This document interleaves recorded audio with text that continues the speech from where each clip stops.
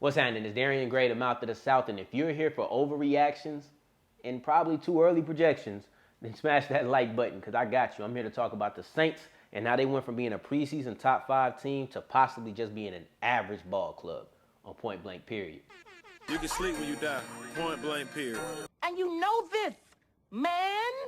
AK-41 has been playing out of his mind. 3 games into the season already having 6 touchdowns. And I think the combination of Michael Thomas being out and having an America's Game of the Week followed by 2 more primetime games has let the whole world know what he's capable of when healthy, which was a big topic of discussion this offseason. He's shown why he got his bag. Offensive line played pretty well this year, if you ask me. We seen McCoy running after on that screenplay to Kamara. Also, not an offensive lineman, but shout out Josh Hill on that because he definitely ran all the way from the 35 almost down to the goal line. So shout out to him. But I know what you're thinking. From the sentences I've just said, it almost sounds as if I'm happy about the Saints season. Nah. 1-2. Not that team. Not like that. If you watch the games, you know, and I'm sure you're only here because you watched the games. The Saints have not played well, and it's been Drew Brees. Don't talk to me about his arm strength. I know that. It's been like that for a minute now, so I'm not really sweating it. But what I'm worried about is the fact that when you're not throwing it far, you're still not throwing it accurate. It's one thing to miss bad on the deep passes, but some of the short passes hasn't been on either. I talked about it on my podcast last week. It just ain't been on, and it's abnormal. I'm not used to seeing this. So it's like, what is going on? That's the problem. And he was double clutching all first half against the Packers. That is the issue to me. Look, my opinion, the greatest rapper to ever live, Tupac Shakur, once said, I ain't a killer, but don't push me. 12 seconds left in the first half, and Drew Brees was finally pushed because he knew he couldn't take a sack. So he had to be pushed. He had to pull the trigger. 2 back-to-back throws, and one of those throws ended up being a touchdown to Emmanuel Sanders. The problem is he's not doing it enough. It's the reason that drives stall. They don't gain traction.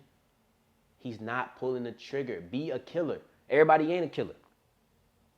At this stage in his career, I don't know if it's not trusting the receivers, but he seems too afraid to be a killer. He's not ready to pull the trigger. If you ain't a killer, hop out the car, Trey. It's that simple. And I'm not saying let's get rid of the guy. I'm not saying that. You live or you die with Drew Brees this year. And that's just what it's going to be. He's a legend. You're not going to bench the guy. I'm sorry. Now let's move into the defensive side of the ball. Marshon Lattimore, I'm not feeling like I want to pay you right now. I know that you're extremely talented, but you continue to lose focus against receivers that I don't think you deem as top tier. Thankfully, the Saints play in the NFC South where you play Julio and Mike Evans 4 times out the year. So a fourth of the games in the season, he'll be focused. But imagine if he plays somewhere like the AFC South. I don't know how he feels about T.Y. Hilton, but there's a chance that he would not be focused for any of those games. I know you're talented, but you got to bring it. And right now, I don't want to pay you for that reason. You don't bring it every game. You're not focused every game. And you know that. You acknowledged it, but still, the problems continue. No reason Allen Lazard should be beating you that deep right like that. Come on now. So right now, the way I'm feeling is that if we too low for a franchise quarterback in the first round this year, draft a cornerback. Because I'm not one to pay this man right now. Janoris Jenkins is extremely handsy, and he old, so you need a cornerback anyway.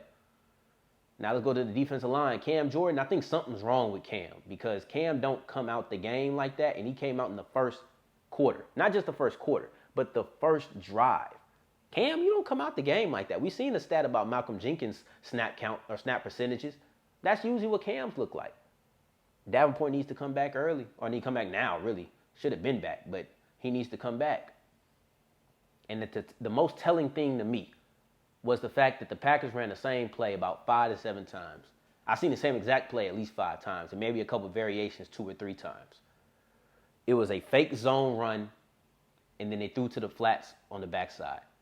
Should not have been hard to stop. Sean Payton, after the game in the press conference, said it should not have been hard to stop, but for some reason, continuously, they continue to keep getting success.